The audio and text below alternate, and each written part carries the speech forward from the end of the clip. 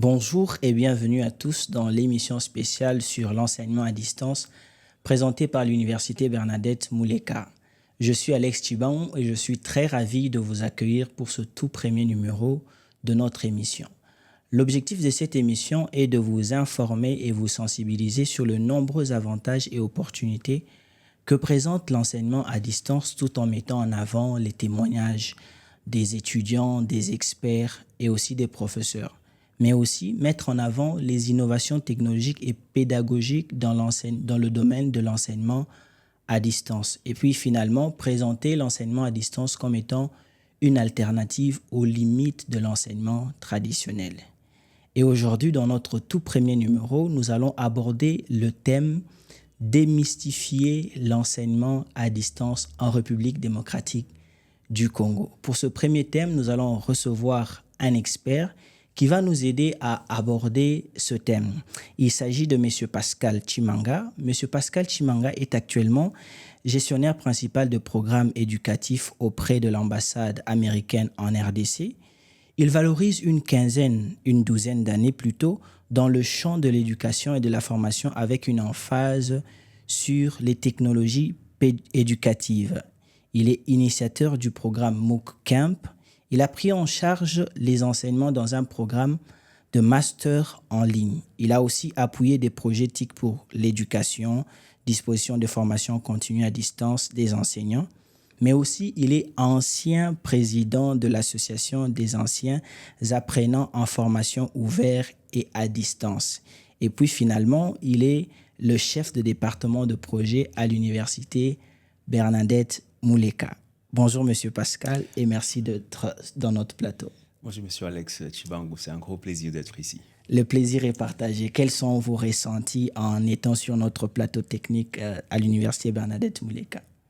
C'est un énorme plaisir d'être ici et de me joindre aux efforts de communication et de sensibilisation du public sur l'enseignement ouvert à distance. Moi-même étant un produit de l'enseignement à distance, je crois que je suis plus que jamais témoin de bienfaits d'une telle modalité de formation. C'est un plaisir d'être ici pour contribuer aux efforts visant à sensibiliser sur ce type de formation.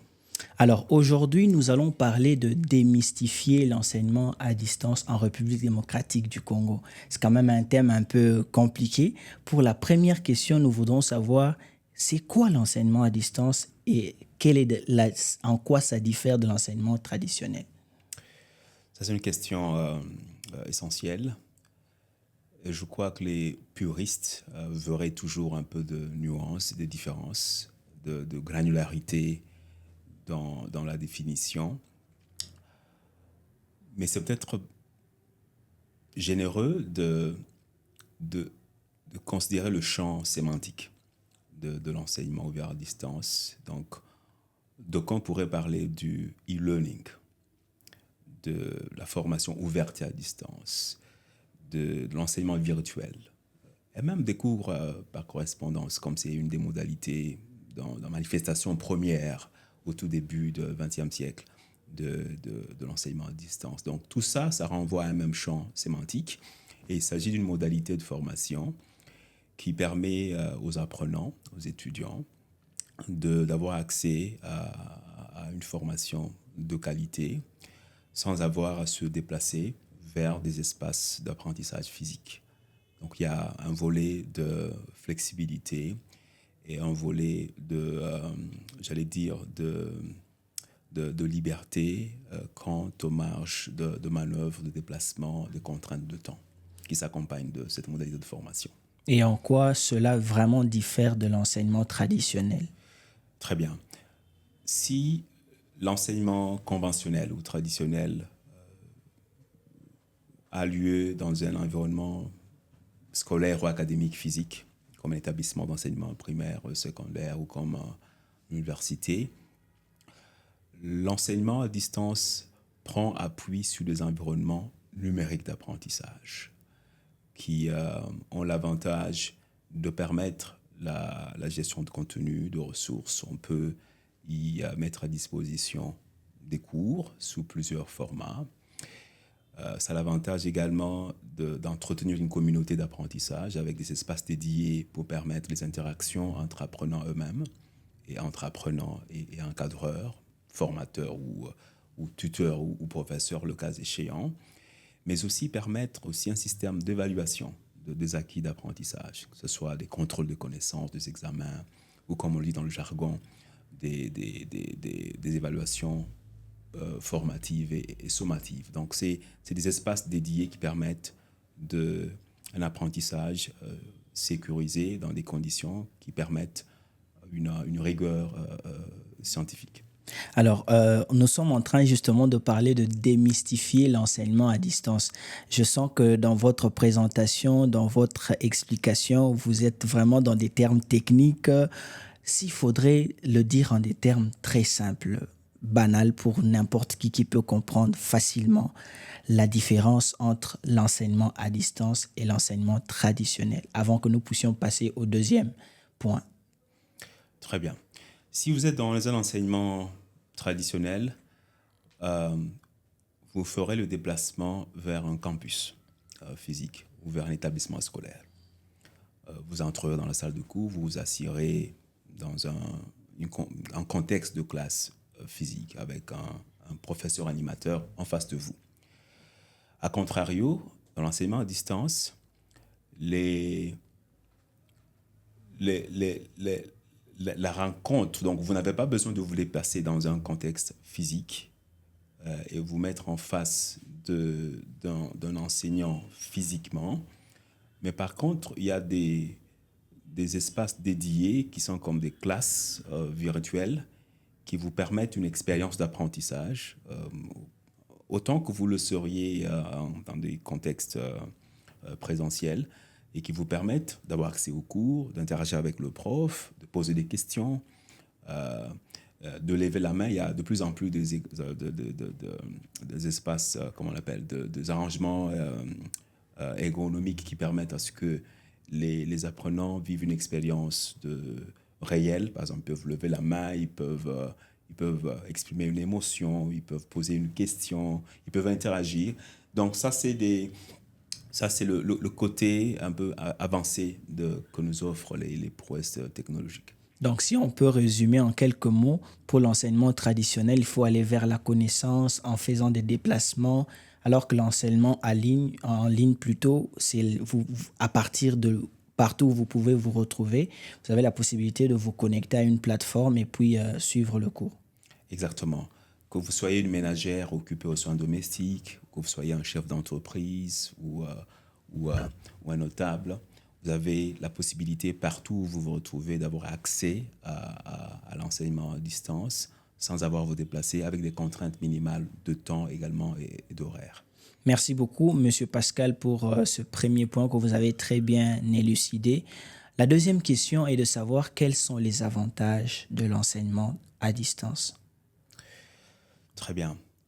Je commençais à énumérer quelques-uns dans ma première intervention.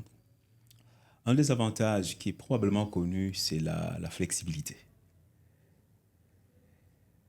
Imaginez-vous que vous avez la possibilité de suivre une formation, un parcours académique à votre rythme, avec une marge de manœuvre sur le temps assez énorme, parce qu'on sait qu'une des contraintes qui fait qu'il y ait des décrochages, c'est aussi que les gens n'ont pas beaucoup de temps à investir dans la formation. Mais la formation à distance vous permet cette flexibilité là-bas. Vous pouvez avancer à votre rythme. Vous pouvez, tout en maintenant votre vie de ménage, votre vie de famille, votre vie professionnelle, vous pouvez continuer à vous former à votre rythme. Ça, c'est un avantage énorme de flexibilité. Il y a également l'autre avantage d'accès, d'élargissement d'accès, que je me retrouve à un coin donné du pays, que je me retrouve, par exemple, je veux dire, à Tienzoboï, dans le Lomami, ou que je sois à Wembonyama, dans le Sankuru, ou que je me retrouve à Bulungu, dans le Kwilu, ou à Batambing dans le Congo central, où que je me retrouve, je peux avoir accès à la formation, continuer de suivre une formation qualifiante et certifiante ou même diplômante en ligne sans avoir besoin de me déplacer ou d'interrompre ce que je fais. Donc ça, ce volet d'accès est un avantage énorme qui permet aux limites géographiques de s'estomper pratiquement. Ça, c'est un avantage énorme. Avant d'ajouter peut-être d'autres avantages, je voudrais quand même qu'on rebondisse sur ce que vous venez de dire, l'accessibilité. C'est comme si l'enseignement à distance vient de démocratiser le programme pour permettre à n'importe qui, n'importe où, de se connecter à une plateforme et d'avoir accès à un enseignement de qualité. Tout à fait. Et cela, il suffit juste d'avoir une connexion Internet et parfois même avec son téléphone seulement. Avec son téléphone. On peut également suivre un parcours de formation. Et ça, c'est merveilleux alors. Évidemment, oui. On en parlera davantage. Il y a même beaucoup d'universités qui ont développé des applications mobiles, des versions mobiles de leur environnement numérique d'apprentissage et qui permettent également aux apprenants avec le téléphone de poursuivre leur enseignement. Avec votre ordinateur, juste connecté à Internet, où que vous soyez à travers le pays ou à travers le monde, vous pouvez continuer de vous former. Alors, avant que vous n'ajoutiez un autre élément, vous pensez qu'avec notre système, les réseaux qu'il y a ici, ça peut être une contrainte ou une difficulté? Je crois que c'est un des points qui mérite d'être discuté, qu'on pourra discuter en profondeur lors de cette émission. C'est que la couverture de la pénétration du réseau cellulaire et même la pénétration de taux d'accès à Internet sont relativement faibles. On est autour de 30% pratiquement.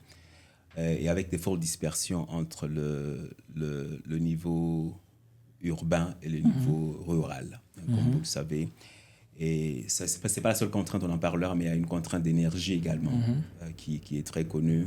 Comme vous connaissez probablement que le taux d'électrification en RDC, il est autour de 20-21% en moyenne, mais avec des fortes disparités.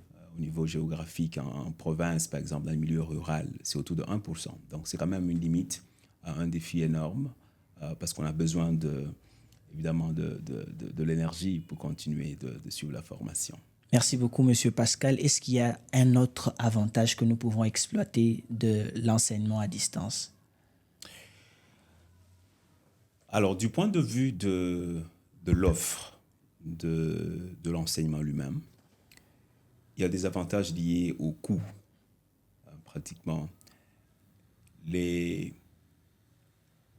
Si vous êtes dans un enseignement conventionnel traditionnel, vous allez probablement investir beaucoup dans l'infrastructure scolaire, académique, les bâtiments, dans les équipements. Mais vous pouvez faire des économies avec l'enseignement à distance. Donc, vous avez juste besoin de configurer un espace d'apprentissage à distance et faire des économies de coûts, un peu pratiquement à ce niveau-là. Il y a aussi, en parlant de coûts, l'avantage que les ressources pédagogiques peuvent être mises à jour un peu plus facilement et mises à disposition un peu plus facilement que dans des contextes d'éducation conventionnelle ou traditionnelle. Qu'est-ce que vous faites lorsque vous révisez les manuels scolaires ou les syllabus ou les documents dans un contexte de formation traditionnelle? Vous allez probablement les rééditer, les réimprimer, et c'est des coûts énormes. Alors qu'en enseignement à distance, vous pouvez faire des économies énormes, vous pouvez réviser ces contenus et les mettre à disposition d'un large public sans avoir à encourir de coûts énormes. Donc il y a, sur le plan de coûts, de budget, un avantage comparatif qu'offre l'enseignement à distance. Merci. Pour vous qui êtes en train de nous suivre, nous sommes en train de parler de démystifier l'enseignement à distance en République démocratique du Congo et nous avons le plaisir de recevoir M. Pascal, un expert qui a environ 12 années d'expérience dans ce domaine Et il est en train peu à peu de démystifier justement l'enseignement à distance. Et j'espère qu'à la fin de cette émission, vous aurez une vision plus claire de l'enseignement à distance. Nous avons parlé de qu'est-ce qu'est l'enseignement à distance. Justement, nous avons donné aussi les nombreux avantages de l'enseignement à distance. Maintenant, nous voudrons savoir, Monsieur Pascal, quels sont, à votre avis, les défis de l'enseignement à distance et avez-vous des conseils à donner pour surmonter cela en la République démocratique du Congo? Très bien. Avant de parler de défis, permettez-moi, Monsieur Alex Tshibangou, de revenir sur un autre avantage qui me semble être pertinent. C'est le fait que l'enseignement à distance offre une expérience itérative, un processus itératif. Donc, je peux revenir plusieurs fois sur une ressource. Il y a vraisemblablement là la possibilité d'améliorer la rétention de connaissances. Puisque vous avez la possibilité, par exemple, de rejouer plusieurs fois la même vidéo ou d'insister sur une ressource, de vous appuyer, focaliser sur une ressource plusieurs fois. Donc, ça, c'est un avantage comparatif qu'offre l'enseignement à distance. Donc, ce processus itératif un peu, vous pouvez aller, revenir sur un contenu pédagogique. Cela permet d'améliorer l'acquisition de connaissances et la rétention cognitive. Je veux maintenant revenir sur les défis. J'ai commencé à les effleurer un peu dans mon propos. Un des défis énormes est en parlant d'accès, le taux de pénétration d'Internet est tel qu'on est autour de pratiquement 50% à travers le pays. Et les dispersions géographiques sont telles que les milieux ruraux sont un peu moins desservis. Cela fait qu'il y a un défi un peu d'équité, d'accès à l'offre d'éducation, avec probablement des publics situés dans les zones urbaines qui ont un peu plus d'avantages que ceux qui sont situés dans les zones un peu rurales où même la couverture cellulaire est relativement discutable. Ça, c'est quand même un défi énorme d'équité en termes d'accès, surtout sur le plan géographique. Un deuxième, c'est lié à l'énergie, parce que vous devez utiliser un appareil, que ce soit votre téléphone ou votre laptop, votre ordinateur. Vous avez besoin de l'énergie. Et l'énergie est distribuée un peu de manière disproportionnelle à travers le pays. On est autour de 20%, comme je le disais, 20-21%. Mais lorsque vous regardez à la desserte dans le milieu rural, c'est autour de 1%. Donc c'est autant vous dire que c'est quand même, quand vous voulez parler de l'élargissement de l'offre de l'enseignement à distance, il y a quand même un défi énorme d'accès à l'énergie, surtout dans les milieux ruraux. C'est un défi important. Je voudrais aussi souligner un défi qui n'est pas très apparent. OK. Peut-être deux. Allez-y. C'est un peu la rétention. Donc, c'est un peu le risque qu'il y a parfois de décrochage, puisque l'enseignement à distance vous offre un peu plus de latitude, un peu plus de liberté dans la gestion de votre investissement en temps, puisque ça vous offre la possibilité d'aller un peu à votre rythme, à être un peu genre multitâche. Vous pouvez être sur plusieurs choses, comme je le disais, que vous soyez une ménagère occupée aux soins domestiques, ou une chef d'entreprise, ou un notable. Donc, peu importe votre statut social, votre statut professionnel, vous pouvez continuer de vous former à votre guise, en toute liberté, en maîtrisant votre propre rythme, en allant à votre propre rythme.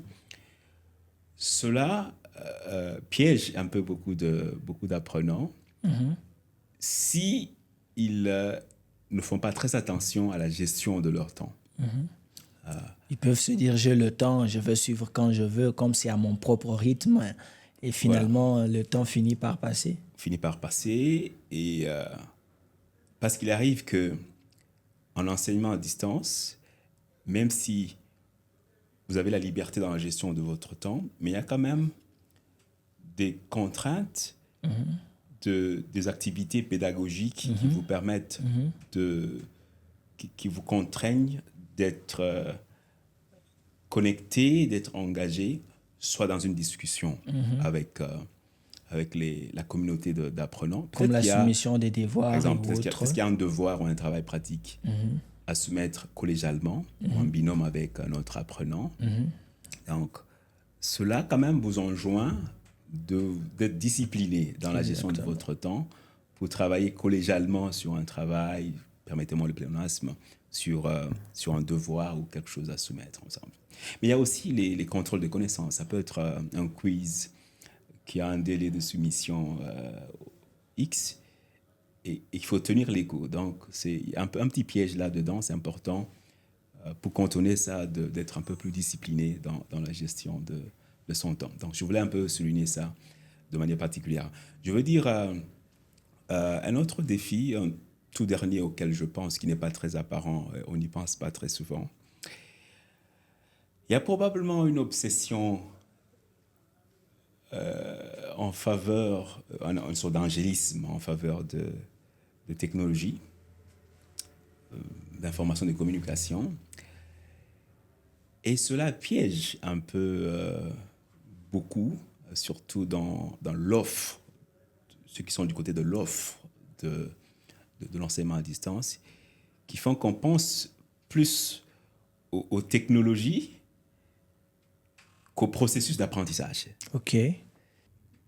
Donc, il y a un piège que l'apprentissage est au service des technologies alors que ça devrait être l'inverse. Donc, les technologies doivent être au service de l'apprentissage. OK. Donc, ça demande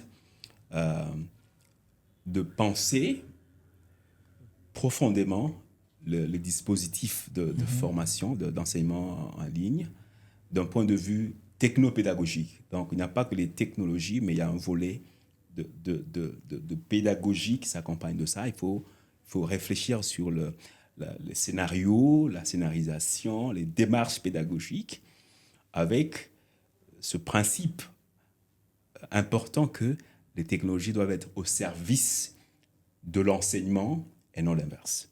Donc, je tenais à souligner ça. C'est un piège pour beaucoup de prestataires de l'enseignement à distance. Vous avez soulevé beaucoup de difficultés, de défis. Je pense que cela ne tue pas l'espoir d'imaginer que l'enseignement à distance est possible en République démocratique du Congo. Le train a déjà quitté la gare. C'est une bonne nouvelle alors. C'est irréversible. L'enseignement à distance, c'est une modalité fondamentale de l'enseignement national. Et ça a des bienfaits énormes. Il est important de valoriser, bien entendu, les prouesses technologiques pour permettre d'offrir cet enseignement à distance. Et comme je le disais, tous ces défis qu'on a mentionnés peuvent être contournés. La question, c'est l'autodiscipline, comment l'apprenant s'autodiscipline pour être davantage engagé et motivé dans la formation à distance. La question, c'est aussi comment on prépare les équipes de formateurs, de tuteurs, de professeurs, d'encadreurs pour qu'ils soient suffisamment outillés à faire cet accompagnement à distance, parce que c'est une clé de succès. C'est les équipes d'encadreurs, d'animateurs qui doivent être formées. Ils ne sont pas toujours tous habitués à ce type de modalité de formation à distance. Donc, c'est bien entendu une des façons de faire pour faire progresser l'agenda de l'enseignement à distance. Alors, Monsieur Pascal, nous voudrons maintenant parler des mythes associés à l'enseignement à distance. Qu'est-ce que vous pouvez nous dire concernant ce point? Les sortes de mythes que les parents, n'importe qui peut avoir concernant l'enseignement à distance. Pour être passé par là, donc je suis moi-même un produit de l'enseignement à distance et j'ai accompagné beaucoup de projets de déploiement de l'enseignement à distance. Je pourrais mentionner peut-être 3 ou 4 mythes. D'abord, il y a peut-être une sorte de représentation, d'imaginaire que l'enseignement à distance, c'est un peu comme un pneu de réserve, Ah pneu bon? de rechange. Un pneu de rechange, ça veut dire quoi? Que ça a une valeur marginale. C'est Ok. peut-être pour les gens qui ont raté de suivre un cursus formel, classique, et qu'on récupère un peu dans l'enseignement à distance. Donc, il y a un peu cette représentation-là auprès de public. Alors que c'est une modalité fondamentale de l'enseignement national et elle permet d'avoir accès à un enseignement de haut niveau et de qualité avec le même niveau de rigueur qu'on aurait dans un contexte d'enseignement classique. Donc ça, c'est un mythe important qui hante un peu les esprits de beaucoup. Le deuxième mythe est que le contrôle de connaissances, comme les examens, les interrogations et tout ce qu'il y a comme évaluation formative donc au cours de l'enseignement, les évaluations sommatives pour permettre la sortie dans un programme, pour sanctionner la sortie dans un cursus. D'aucuns pensent que c'est la qualité des évaluations en enseignement à distance est compromettante, elle n'est pas rigoureuse.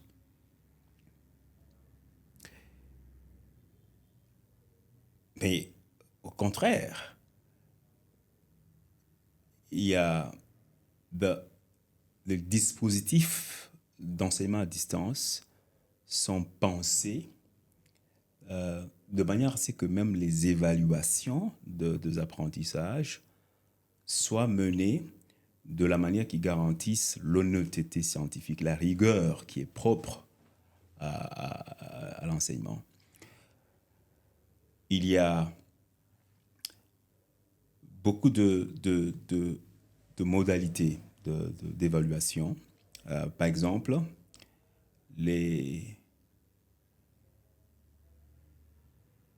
l'on peut exiger que pour un examen, pour un test quelconque sur un sujet ou un autre, on peut exiger que l'apprenant puisse répondre à ces questions en ayant activé sa caméra, webcam. Ça, c'est une modalité de surveillance, de contrôle des connaissances qui permet de garantir que l'apprenant est bien sûr celui qui doit répondre à ces questions et l'apprenant qui est concerné.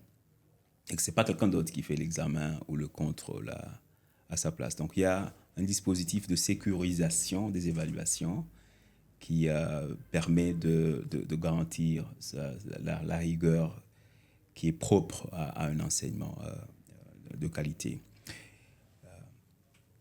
Mais aussi, comme c'était mon cas, on a fait des évaluations dans des salles surveillées. Par exemple, on mobilise selon où vous vous situez géographiquement, un centre de contrôle, un centre d'examen, et tous les apprenants de cette région peuvent se regrouper là-bas, et on met à votre disposition les tests, les énoncés de questions, et vous répondez sous le contrôle d'un surveillant. Ça également, c'est un dispositif relativement hybride, mais qui permet d'assurer la qualité de réponse et la fiabilité de réponse. Mais il y a beaucoup d'autres façons de penser le test. Vous avez probablement connaissance pour ceux qui ont fait la pédagogie, de la taxonomie de Bloom. C'est un peu comment on hiérarchise les questions de manière à toucher la mémoire, à toucher le volet cognitif, l'esprit créatif. Donc, on peut articuler les énoncés de questions de manière à faire participer véritablement les apprenants et limiter la vulnérabilité et le risque de tricherie et tout ce qui peut enfreindre la qualité et la viabilité des évaluations. Donc ça, c'est un mythe qui hante les esprits, mais comme je le disais, les dispositifs d'enseignement à distance peuvent être pensés et conçus de manière à limiter de tels risques et garantir la fiabilité de réponses des apprenants. Comme il s'agit de démystifier aujourd'hui l'enseignement à distance et nous sommes en train de parler des mythes, qu'est-ce que vous pouvez dire à toutes ces personnes qui ont ces mythes-là clairement? Qu'est-ce qu'ils peuvent comprendre pour comprendre que l'enseignement à distance, que ça ne reste plus un mythe dans leur tête, mais que ça peut devenir vraiment une réalité? Mais laissez-moi souligner peut-être un ou deux autres mythes. Et puis je vais articuler un peu comment on peut déjouer Voilà, tout à fait. ces mythes C'est exactement ça. et rassurer notre public C'est même ce que qu'il faut. l'enseignement à distance, c'est aussi viable que l'enseignement classique. L'autre Allez-y. mythe est que la sanction, le titre académique ou tout ce que vous recevez comme sanction, diplôme le et autres. diplôme, le certificat, c'est pas valide. OK. Ça peut pas être consommé par le marché d'emploi. OK. Quand vous allez quelque part, vous dites j'ai suivi un programme du début jusqu'à la fin à distance. C'est un mythe. Non, mais c'est pas normal. Comment ça à distance? Vous devez suivre normalement dans une université traditionnelle et là c'est un mythe. Et ça, c'est un mythe. Tout à fait. D'ailleurs, l'environnement législatif et normatif congolais inscrit l'enseignement à distance comme une modalité fondamentale de l'enseignement national. OK. Donc, par ricochet, tout titre acquis au travers de cette modalité est reconnu, est valable, est valide. Donc, je suis un exemple. Moi, j'ai fait des formations à distance et le diplôme que j'ai eu, j'ai pu le faire valoir sur le marché de l'emploi et il m'a offert un avantage un peu comparatif par rapport à mes pairs. Donc ça, c'est un mythe.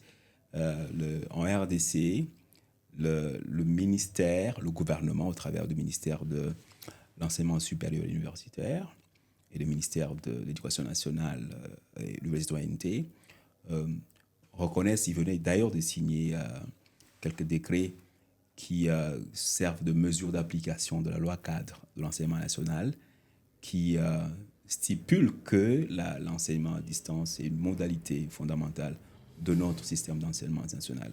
Donc c'est reconnu et il n'y a pas de doute à ça. Alors, Monsieur Pascal, étant vous-même le produit vous l'avez dit tout à l'heure, étant vous-même le produit de l'enseignement à distance, vous avez aussi participé à de nombreux programmes et projets d'enseignement à distance. Quels conseils pouvez-vous donner à une personne qui envisage se lancer dans un programme d'enseignement à distance? Quel conseil donner à quelqu'un qui envisage d'embarquer dans le bateau de l'enseignement à distance? D'accord. Dans un premier temps, il faut se rappeler que le degré de liberté, et de latitude et de flexibilité qu'offre l'enseignement à distance est susceptible de piéger les apprenants et de les enfermer dans le risque de ne pas suivre le délai, de ne pas suivre l'enseignement comme il faut, ne pas être très engagé. Donc, un conseil serait d'être très focalisé, de se fixer un objectif très clair, de où est-ce que vous voulez arriver avec votre trajectoire académique et d'être autodiscipliné. La gestion du temps, c'est une habileté, une compétence importante qu'il faut développer pour assurer que, nonobstant vos occupations multiples, nonobstant ce que vous faites parallèlement, vous tenez les délais, vous êtes engagé davantage dans votre parcours de formation. Donc ça, c'est très important à garder à l'esprit. Et on pourrait aussi mentionner que c'est bon d'avoir un projet pédagogique et professionnel pour soi-même.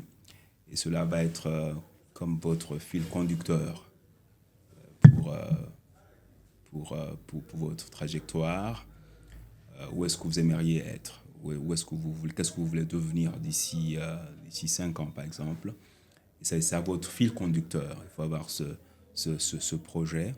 C'est très important. Et bien le définir avec des milestones, avec des étapes importantes que vous avez à franchir pour y arriver. Je vais finir aussi par ce conseil que ça, c'est au niveau du choix de parcours, de filière à suivre et l'orientation qu'il faut avoir. Lorsque vous embrassez l'enseignement à distance, vous êtes en présence d'une offre assez énorme, une gamme assez large de formation, parfois qu'on ne retrouve pas dans des contextes d'enseignement classique. Donc, c'est important également de bien faire ce choix de filière, assurer qu'il y a une exploration de la demande du marché et qu'il y a des débouchés, certainement. Et c'est ça que même l'université Bernadette Mouleka offre, c'est des filières très, très innovantes et qui sont en phase avec la demande du marché. Et voilà, donc c'est important. Merci beaucoup, Monsieur Pascal, pour ces nombreux éclairages, cette lumière que vous avez apportée sur le thème aujourd'hui. Nous avons parlé de démystifier l'enseignement à distance en République démocratique du Congo. Je crois qu'après cette émission, vous comprendrez que c'est vraiment possible d'envisager l'enseignement à distance en République démocratique du Congo. Il n'y a plus de mythes ou de difficultés à se faire dans la tête pour imaginer les difficultés, les aléas, tout ce qui peut être comme contrainte à l'enseignement à distance en République démocratique du Congo. Avec M. Pascal, nous avons discuté de ce sujet en long, en large, pour vous permettre de comprendre qu'il n'y a plus de fièvre, d'inquiétude à se faire concernant ce sujet. Il ne reste plus qu'à vous remercier. Merci beaucoup, M. Pascal, pour votre disponibilité. C'était un plaisir. Je rappelle que M. Pascal est gestionnaire de projet dans beaucoup de programmes, mais aussi il est chef de département à l'université Bernadette Mouleka. Aujourd'hui, nous avons parlé de démystifier l'enseignement à distance en République démocratique du Congo. Nous espérons que cette émission a apporté de l'éclairage à vos inquiétudes, vos questionnements. Et si vous avez même des questions, vous pouvez poser les questions à partir du numéro qui va s'afficher au bas de l'écran. Et aussi, vous pouvez suivre cette émission sur toutes nos plateformes, YouTube et réseaux sociaux, Facebook, Instagram, ainsi de suite. Mais aussi, nous sommes disponibles sur notre site ubm.ac.cd. Vous pouvez retrouver tout le programme et toutes les informations possibles sur cette émission. Nous allons nous retrouver pour notre prochain épisode où nous allons parler de retour sur expérience de l'apprenant au gestionnaire de programme d'enseignement à distance, toujours avec M. Pascal qui nous a fait le plaisir de nous partager sur la formation ou l'enseignement à distance. Nous nous retrouvons pour un prochain numéro avec M. Pascal. C'était un plaisir. À bientôt.